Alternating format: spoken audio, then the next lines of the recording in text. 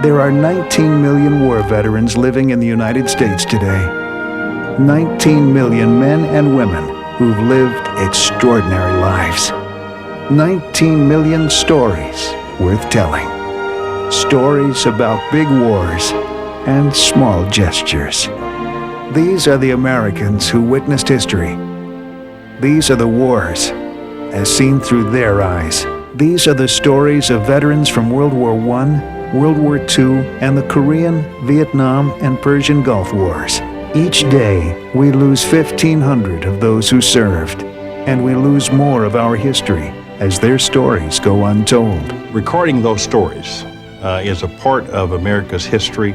The entire story will come together when you tell your part of it. Millions of Americans. Millions of stories. Tell your story. Ask others theirs. There's no story or sacrifice too small. I urge all Americans, veterans and non-veterans alike, to participate in this very, very important project. Veterans help to shape our nation's future.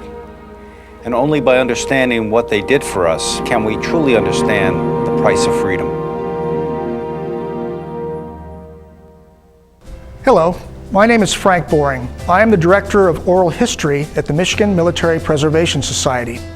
We are a nonprofit organization that's building the Michigan Military Air, Land, and Sea Museum at the Gerald R. Ford International Airport.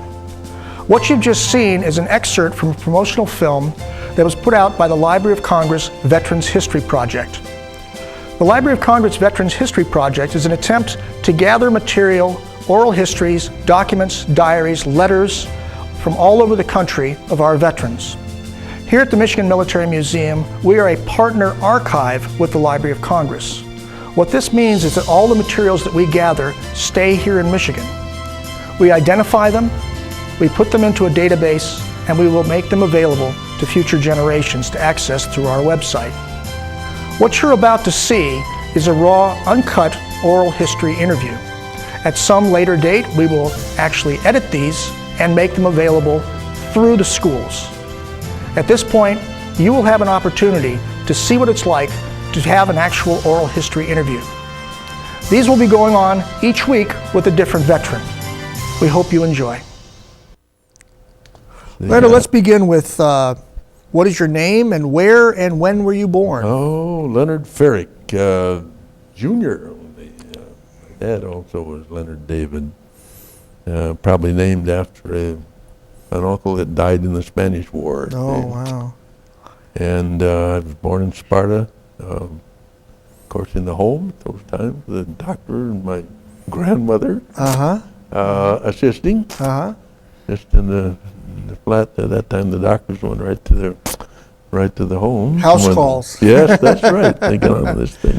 So when did Leonard come into the world? 1925, February 8th, 1925. 25, okay. And what was your early schooling like? What was the school in Sparta like? Oh, it was located in one place then. We just went kindergarten through 12 in a building that's since been destroyed. Sure. Sure. About how big was Sparta at that time? About 2,000, 2,500 it was. So basically a small town. Yes, yes. Yeah. And during high school, Pearl Harbor happened. That's right. So what was your reaction? I realize you were very young. You're still in school, but what was your reaction? Well, it was that just came. The notice came on Sunday afternoon. We were listening to the.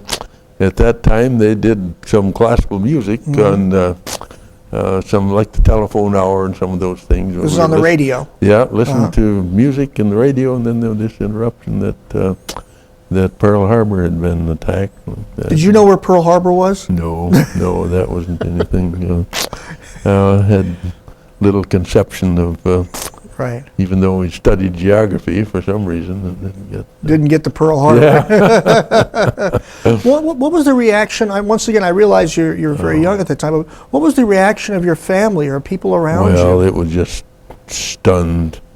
Nobody would dare attack United States, you know, and that's all there's to it. You could, and also a strong, this strong, well, what would you say, in the hatred, distrust against the Japanese for all this, because this was such a sneak attack. Sure. That was the thing that, so immediately you had this barrier against Japanese people, which of course wound up all the Japanese people being interned even in the States. Sure. Just, so that reaction, and then all the papers, you know, you'd show these Japanese soldiers as little monkeys and little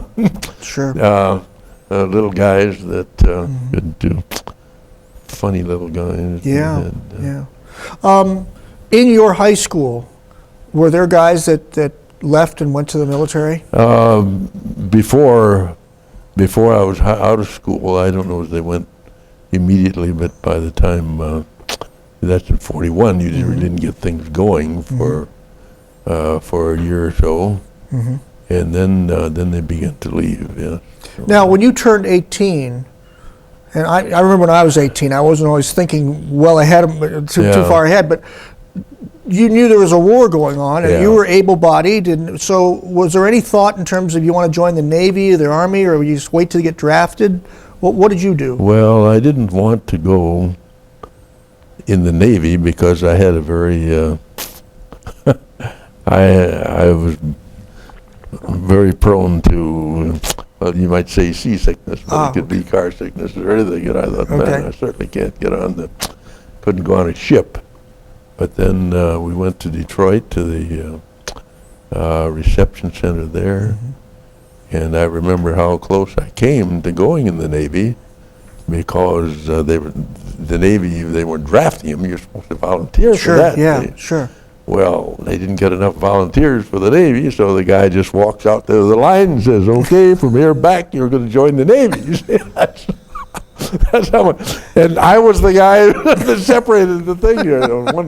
One more man, and I'd have been in the Navy instead of that. And so I went in the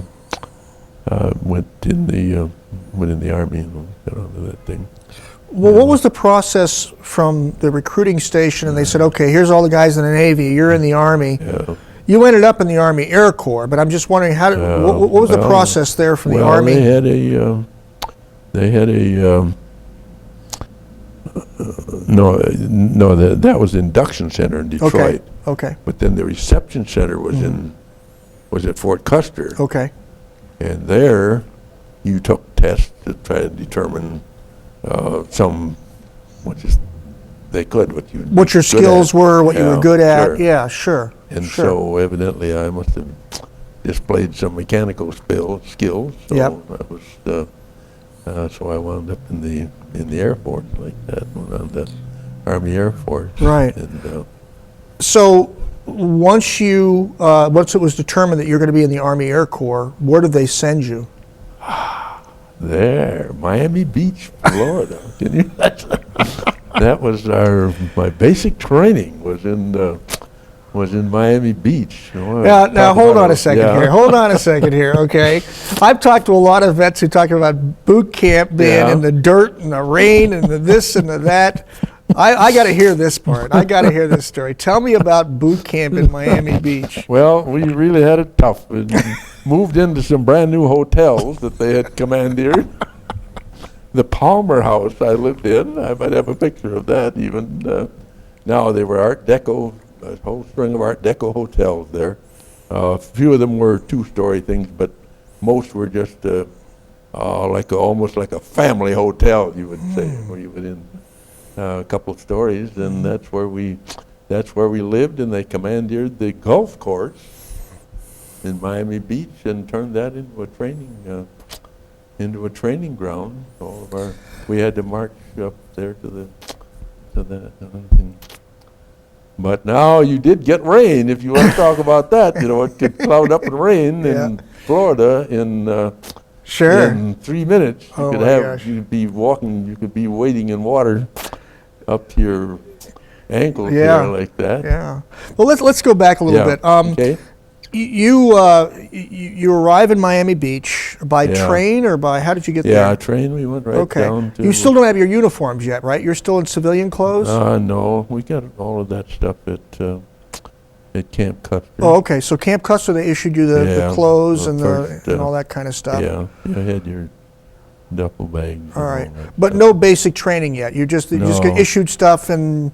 All right, so now you arrive in Miami Beach, and did you have any idea whether you were going to be in a pup tent, or certainly you couldn't have thought you were going to be in this luxury hotel type environment? Well, I guess so, because the train went through the most desert-looking place that I ever saw. I mean, it was kind of white sand, with a few straggly trees out up there. That's what I saw coming. And you're figuring that's where we're going to be. That's what you're looking forward to. And then we wind up in this hotel, which is just flabbergasting.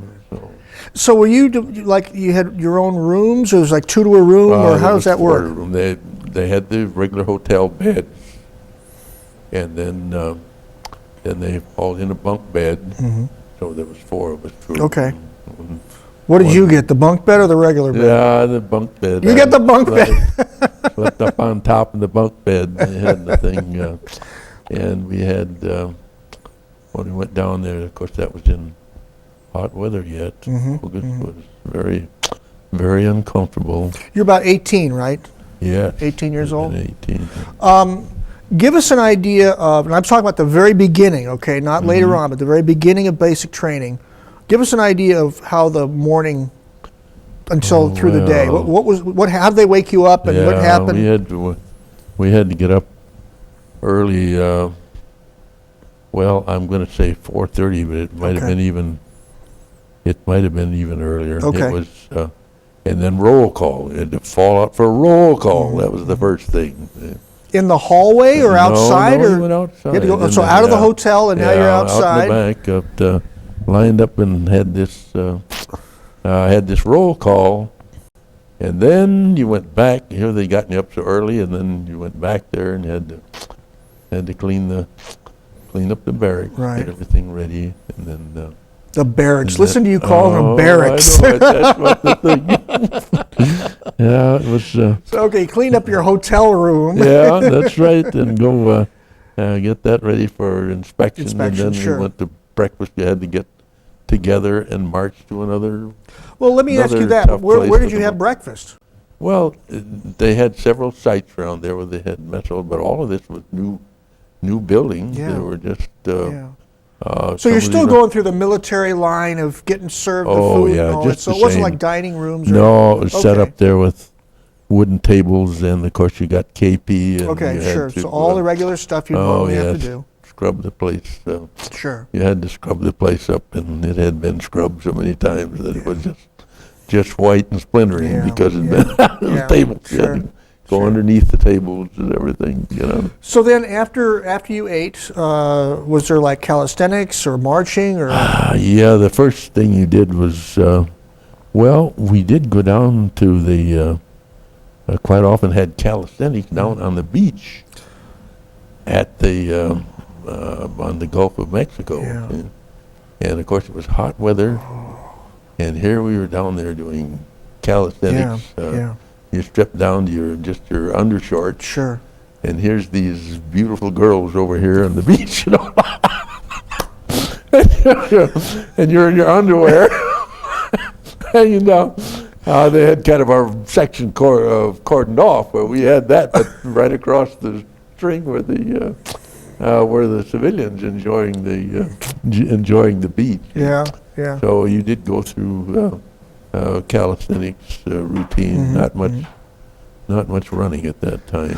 Was there a real strong sense of military discipline? I mean, we had a guy yelling at you saying left, right, left, right. Well, was nothing like being in the Marines or something like that. Okay. Yes, you did. Sure, you went.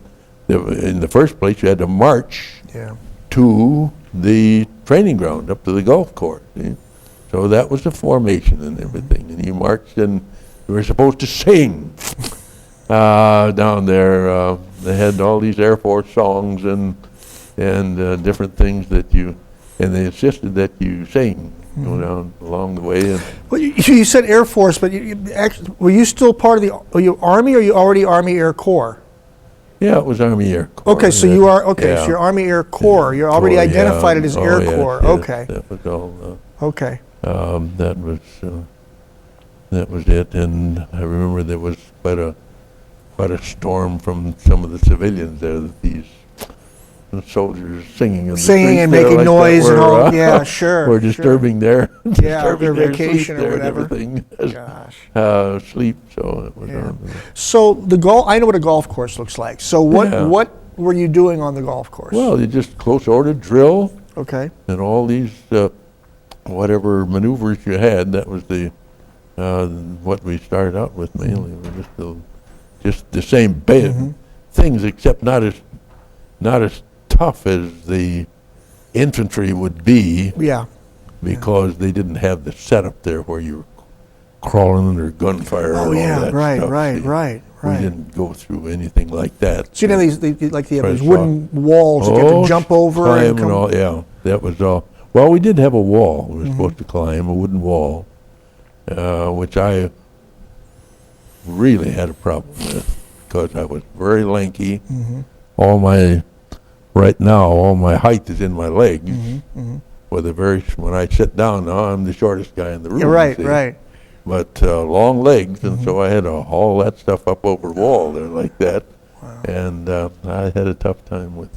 Wow. I had a tough time with that, but most of it was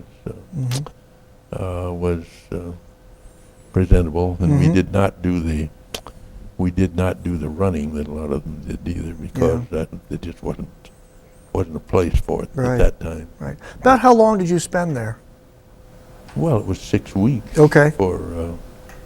And during that time, then the weather did change as it got cooler. All of a sudden, then it became much more. One of the big problems there is that heat was what they call the prickly heat, which I had never heard of. Yeah. Yeah. You just got all kinds of little. You broke out. Yeah. A rash like Yeah, that was very itchy. Yeah. And just from humid weather, for some reason, it just came, and boy, I had that for a long time afterwards before I got rid of that. So once boot camp was over with, where did you go from there? I went to Gulfport, Mississippi, to Okay. a mechanics training school. Okay, so they have in mind what they want you to do. Oh, They yes. think you're going to be a mechanic, Yeah. and they think, okay, now we're going to send him to this mechanic school. So when you arrived in mechanic school, was this a large camp? Was this a lot of mechanics training there? Yeah, there was a pretty good, and of course Mississippi was a different thing, and it was, yes, it was much different than, and they had the school set up so you went through. That was another thing. I had taken like physics in high school, and a lot of these things I studied there. You know, I thought, what in the world am I ever going to do with that? I get down there to this school, and what did we do? We started in the hydraulics, electrical.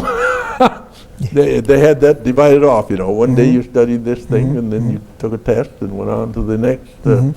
Went on to the next one. But the same basic thing I'd had if I'd paid attention in high school, I'd had a lot of it down. You know, so that was the way it was. It was divided up. You progressed through through the program and learned about radial engines and all those things. Did you enjoy it? Yeah, I liked school. Right, sure. I just I was annoyed with myself that I hadn't paid more attention when I In had high the- school, when I yeah, had sure. the, Sure. a lot of those things looked. What about the outside world? Were you getting any information by radio or newspaper what was going on in the war? Yes, you had pretty. Of course, even at that time, they had they already had this an army newspaper, the Stars and Stripes. Stars and Stripes, things sure. like that. No, well, we were. I don't remember that we had.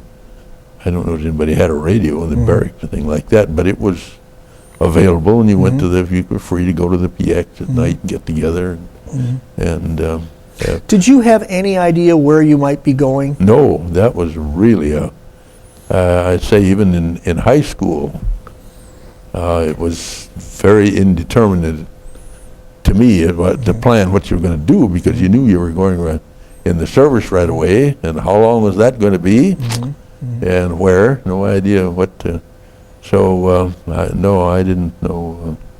We didn't learn anything. Everything was under secrecy at that time. You know, you couldn't reveal any military secrets, and they never told you anything until the time. And that was, I think, a common gripe with everybody. You had to hurry up and get lined up for something, and then through a line like that. Wow. So, no. Well, what happened in mechanic school? I mean, did you graduate, or what actually happened? I never graduated. They just took a bunch of us out and sent us right overseas. And of course, there again, they didn't tell you anything. You didn't know why you were taken out, what it was, except that we were going to go. We were going to go overseas. I guess we knew that much. And but it was. This was sudden. Really, it was sudden, and it was a worrisome thing in your mind, because you had no idea what was going to happen to you, and nobody's going to tell you anything. Oh my at gosh! time. So, did they just come in one day and tell you, or did you get a notice on the bulletin board? And also, was it your whole group that went, or just you went? No, it was just certain ones came, like the barracks that I lived in. They might have been. Well, there was at least maybe 7 or 8 out of that group, and why they were selected, I don't think it was. I don't think it wasn't alphabetically. Right. So they pulled you out, and where did you go? You get on a train, get on a bus? What was it? Eventually, we just hung around there. Right. You couldn't have a leave, couldn't do anything. Okay. No chance to go to take a trip home or anything like that. And meanwhile, the guys that were in mechanic school are still going back to school and all that. So you guys are just standing around going, "What happened to us?" Yeah. You just God, that must have felt hung strange. around in the barracks there, and you didn't know what you were going to do, and chewing because they couldn't let you go home or anything like that. But still, you just kept hanging there day after day. Until That must have felt terrible. I mean, I would have felt like a truant schoolboy or something. A lot to get in there. So what happened then? I mean, where did they take you? Well, we started the trip to, of course, I wound up in Camp Kilmer, New Jersey, but we stopped in, I don't know, was it Greensboro, North Carolina, maybe. We spent a couple of days there, or maybe more than that. And still not knowing where you're going? No. Yeah. No. So from there, where'd you go? Well, I think we went right to Camp Kilmer then. Okay. And got in the barracks and stayed in there. And unfortunately, the first thing, somebody came down with the measles. Oh my gosh. So we were quarantined. Oh. In those days, they quarantined the whole, your family or anything. If you got measles, your whole family was quarantined. Not supposed to contact with anybody. Sure. And so here we were. Then we couldn't get a pass to go anywhere, or and there again, you spend 2-3 weeks there, but we never, but no chance to go anywhere. So once that was over with, how'd you actually get to overseas? We got on a French liner. A ship? A ship, a French cruise ship that was converted to a troop carrier, and I mean they were jammed in there. You were slung in We're talking about thousands of people. Hammocks and everything. I don't know how many each ship held, but for a guy who gets car sick, how did you react? Oh my! Terrible! I had big trouble because we had to get out in the every day. They had this boat drill because in case the ship went down, so we had to get out and stand on the deck and watch things go up and down there like that. So I did get very ill and didn't have much stuff. I think I would have gotten by with it if I hadn't had to get out there and stand Sure, on that sure. stand on that ship. But Well, we've heard stories, so many stories of guys that just, sick as a Oh, I dog know all it. the way through. Well, even some men that I talked to in the Navy, and they got sick every Yeah, time sure. that they started out on a cruise. Sure. You get Sure. get over it. So it's just So where did you end up? we landed first in Liverpool Okay. Yep, in England. in England, and I was there for a few days anyway, because I remember going to some things around there. Mhm. And then we went to a little, to a fighter airbase. American. It was a combination. British it was and a American. little group, Okay, yes. It all right. was, because there was a Polish, one fellow was a fellow that escaped from Poland. Oh, wow. And he was a pilot, and he was in this fighter plane, and I mean, he was a gung-ho guy. He hated the Germans with a passion. Oh, yeah, sure. And they Well, told when him, you arrived at this air base, I mean, where did you stay? oh, just in a very simple barracks. Okay. There were not very many of us that went at that time, because these were small buildings. So these are And- small groups of fighter groups. This is not like a whole air force or no. whatever. This was and it was probably a combination. I would say there were Canadians, pilots, and sort of an the assortment. colonials. Support, Sure, a group, and it was a small. And I can't even remember what. Well, it was more than there was American pilots there too. Though. Well, what was your job? Why were you guys there? It was just a transition. Oh. From, So you just arrived there and you yeah, stayed we for a didn't little do while. we didn't do Okay. anything. Do I anything, don't- okay. Yeah, several days. It was in Mendelssohn, the town of Mendelssohn. Okay. So where'd you go Was from there, there? and then we went to I went to an air base where I was supposed to get into a mechanics training thing. I lived in a barracks with a bomber crew, the enlisted men, from American? the bomber crew. Oh yeah, Yeah. sure. This was all American. And what were they doing? They were bombing. Well, they're B-17s. Oh, they're They were going B-17s. out, Okay. Yes. All right. And of course, so I listened to them every. But fortunately, they seemed to survive their missions all right, and came back there, Yeah. and that, of course, began to later. Later, it was earlier in the war when they had such horrendous losses in the Air Force Sure. like that. But still, they get shot up, and Sure.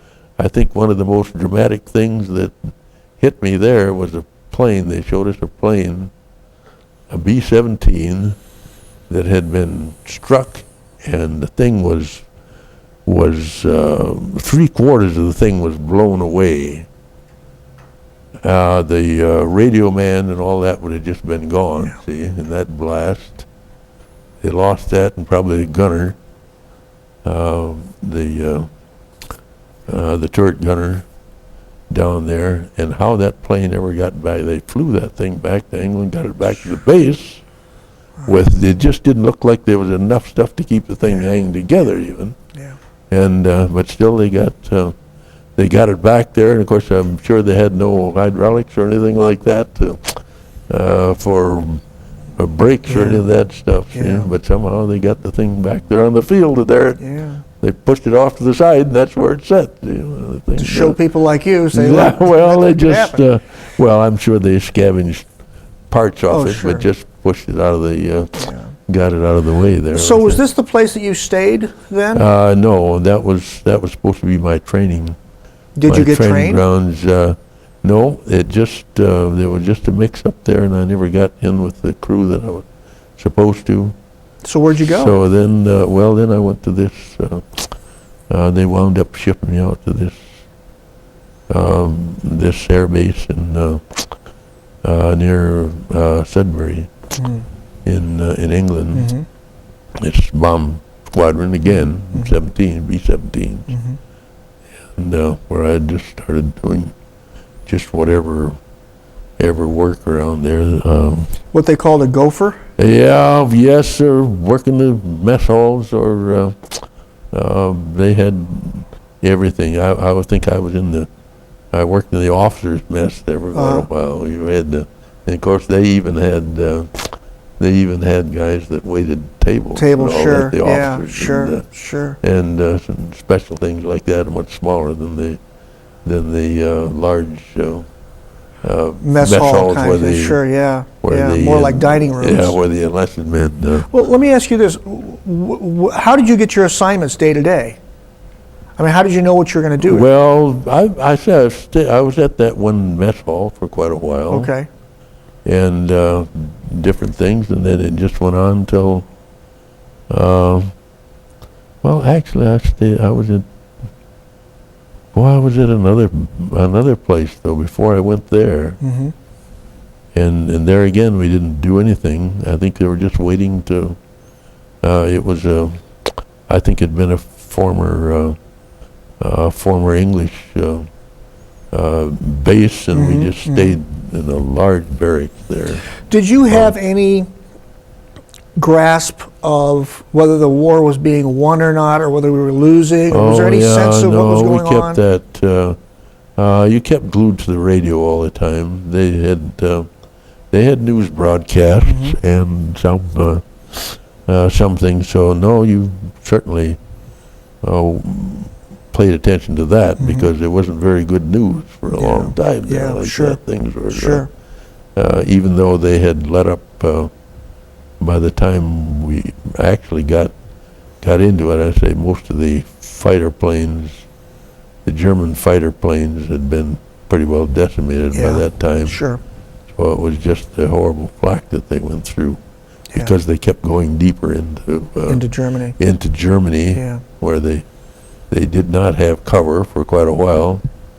But even by that time, they were beginning to have some of these Mustang fighters. And that was one thing at the airbase too. We used to stand out on the bomb shelters and watch these guys dogfighting in the sky. You know, I mean, that was training for them too. Maybe a P-38. Oh, this is mock 51. dogfights. Yeah, These are not the enemy. This is they just weren't practicing. You're watching practices. Yeah, they were just. But it was all right. Visible. So yeah, you right could out and watch it. Where now the planes are so high up, you don't see anything. Yeah. And so you could watch these. And another joke was a fellow that had been at the base. He'd been a pilot there, had not got along very well with the commander, and got transferred to a fighter base, I guess. And this guy would come through there. I've seen him come through there and just buzz that commanders. He had a barracks all his own. A house all of his own. Yeah. And he would come over that thing. Buzz the house. Standing there so it was very visible. All these things you could, and of course the planes the same way. You would, these bomb squadrons when they left, they were all very visible from. What was the sense? I know this is a tough question to ask, but you may not have known the guys, but you knew these guys were on your side. They're American bombers, and they take off. Was there a sense of counting when they came back? Oh yeah, they did that very much for the. I don't know as we. They were, of course, very aware with the actual service crews. Of course, we did with. I mean, they were right out there looking for their own plane to come back, all right, and that was, or if it was damaged or anything. And sure, all of us were aware about it, but not, I wasn't privy to actually counting how many came back. What's amazing to me is that, you've got these crews and you've got all these people are doing these specific jobs, but they kind of had you going around to do whatever needed to be done. It was, well, it was mainly just boot work like that that had to be done. Were you the only one, or were there other guys that were doing that? Oh no, they was sure they had every one of these mess halls had to have guys taking care of things there like that. Did you guys hang out together? Well, you lived together. Yeah. We were in the barracks. But I mean the guys, so the crews were living together and the office staff was they living were together. The officers would have been separate. Sure. But the air crews would have had their own Right. rooms. But then all these fellows that had other jobs, maybe one guy's a bartender or some that worked in the officers club, maybe. The waiter or and whatever. we all lived together in just a Quonset hut thing that, and I went to bed many times. I had to get up early in the morning when I worked it there, and for some, well, that's another story, but What's that? the stove situation. Okay. This was at Gulfport too. We had Yeah. these barracks set up on piers because it was a swamp area, and they had the roads built way up and everything. So if the water came up, so it was open, and they had two like warm morning stoves in this long barracks, and evidently nobody. There was no rubes around there knew how to build a fire. See, so but me, they had coal furnished and everything, so I'd get a fire going there and warmed, kept the place, one end of it warmed up, so wound up with all the guys down there in that end of the building, see, because that was where it was warmer. Yeah. And I did that somewhat over in England too with this Quonset. We had a coke stove, a little coke stove, and there again I'd try to get that didn't really burn, but it, coke glows. Sure, like glows that. and the heat comes off. Warm, sure. and so I would go to sleep at night, and here's guys sitting on the edge of my bed. They've got a card game going in the middle of this one. You just learned to go to sleep without the lights were never out in there because people were coming at all different hours. all hours, Wow. and so here these guys sitting on the edge of my bunk playing cards over this other one. Like that. Now, at one point, you became a refueler, right? You were fueling airplanes. No, that's what I would have done. Oh, okay. That was, if you'd gotten like on the mechanics crew, of course, that would have been part of the job. Yeah. Was loading. Yeah. Did you get transferred to somewhere else from there, or was that just all the way to the end of the war? That was when I stayed there until after the Battle of the Bulge. Then they lost a lot of men there, and they needed men in the ranks, so they just went through there and picked a bunch of us out of there to go down to Tidworth in England at an Army English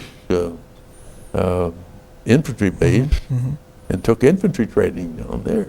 And you'd never had infantry training like this? Not no. Not at the golf course, no, maybe a little bit. Well, you had to qualify with rifles and all that. Yeah, but that was whole part period the of time between the golf course and no, then, no, you weren't shooting anything or no practice or there anything? was nothing in there, and so they just sent us down there, and there they had non-coms. They were all men that had been in combat. Yep. But most of them had some. They weren't wounded. Right. There had been some psychological problem. Right. Our sergeant had been in a bunker, and which was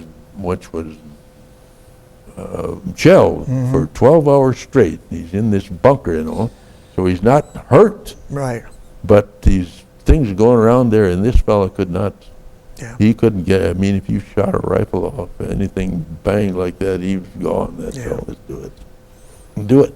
But he was a great guy, and just they'd had the experience and everything like that. So they were training you? They're the ones that were training us. Yeah. Okay, so you've got guys that have been called off the line for whatever reasons, and they're the ones that are training you. Yeah. But they're experienced battle people. Oh yeah, they've all been in it, but they just. But for one reason or other, I mean, they obviously were not maimed or anything. They've been out there, but but still, they were disqualified from. Sure. In this, obviously, this sergeant that we had could not get, even when we had to go for Rifle training, Yeah. he's long gone. Yeah. Didn't get anywhere near that. We went out to the firing line Yeah. like that. But So but this anyway. training period was now more intense. This is more shooting Yeah, and this was- crawling. And, Oh yeah, sure. We went through yeah, they had that set up like Mm-hmm. where you had to. One of the things you had to, they had this. Well, fortunately, they had chicken wire covered Oh, over these okay. things, and you had to crawl into these things. So as there was opposed to barbed wire. No, well, what I mean, you couldn't stick your head up and get Oh, yeah. shot off. That's Right. what I mean. Right, But right. still, it was live fire going Yeah. going over you, and but there wasn't any. In that sense, there wasn't a chance of a person Sure. actually being shot Yeah. because Yeah. you couldn't get your head up that far. But you never knew what was going to go. You're going to crawl in there. Did you know where you were supposed to, I mean, why you were training? Other than Yeah, the fact you yeah, knew it the was Battle of supposed to be Bulge. right in. You're supposed to be right into. We were Combat, supposed to go right, right almost into right away. combat, Okay, Sure. all right. Yes, that was. That part you knew. Because we were very concerned about it because a rather humorous incident we had was in this training section. We were out in the on the field. I can't remember what we were doing, but we had our rifles. You stacked your rifles and sat down for this lecture. Mm-hmm. And the lieutenant was there with a hand grenade, trying to use us how to use a hand grenade, demonstrating this thing, and he keeps fooling with it, and all of a sudden the handle popped up on it, and that thing started to smoke, and he throws it down, and I came to. I had. I don't remember doing this at all, but I hit the ground, and they had these our fatigues had these metal buttons on the thing. I had crawled on the ground so that I had sod wrapped around those buttons. Come on, and we went right through those stacks of rifles and everything. They my were gosh. just scattered all Oh, my over. gosh. That. Well, of course, it was a dud. It was just a joke to give it, give us a little feel for it like that. If you'd have thought about it, you know the thing is not going to blow Yeah, out sure, smoke like that. sure, If it's something sure. besides smoke, it would Yeah, all- sure. but- When you said that, I was going, I don't know of grenades that had smoke come out of them No, like no, that. they Okay, just yeah. didn't. But I mean, it gave It it. would have scared me, I'll tell you that, if I saw that. Oh man, Sure. and I don't even remember doing. I don't even remember doing that. But I looked at myself here, and there I had this sod wrapped right around Oh, my yeah, button, yeah, so I know sure. I was pretty close to the ground, Yeah, though. I yeah, had trying to yeah, get trying to get out of there. So, once that training was over with, where did you go from there? Well, that of course the war ended So- in May, and yes. before we actually completed the thing, they got us out there one afternoon. I remember and announced that the war was over. Also. In Europe. Yeah, in Europe, sure. Was there They- any talk about your going to the Pacific? Well, sure. Nobody knew what was going to happen after that. Sure, they certainly were taking men there. The Air Force and all didn't know where they were going to wind up, and of course we also learned that that President Roosevelt had died during that time, and we had a new president and everything. But then they sent a bunch of us to France to a clerk typist school there to work in the military government in Berlin. Oh. And that was So you would have been part of the occupation force in yes, Germany. that was, okay. and I was there for a while. Worked in a government building, and that was quite an experience trying to get into Berlin because that was in the Russian territory, and so you had to. I guess probably one of the dramatic things that hit me was we rode in these Army 6x6s, of course, traveled the Autobahn, but then the Germans had blown up all the bridges, and some of these were way up in the air. I mean, it was a marvelous thing, the way they had kept that Autobahn as level as they could. So when you'd come to one of those bridges, then you had to wind down to the river, down this side thing, to where the wooden bridges that that had been erected down there, you know, and cross it. So, but I just thought of what a waste for the Germans to destroy all of that stuff. I mean, it was doing themselves more damage than. But that was the way it was. So. Did you have any interaction with the German people while you were there? Some, yes. There was Germans that worked on the worked in the building. They had different ones, and of course they were Germans. Germans in the civilians going around there. Most of them were. I couldn't believe it how servile they were. It's no wonder that Hitler was able to lead them away, because they were just so, talk about brown nosers, you know. They just leaped to open a door for you and everything, and I thought, boy, if that was me, he'd open his own door, you know. I would be at so you begin to see that, and I'm certain that wasn't all Germans, but at least the ones that you had contact with.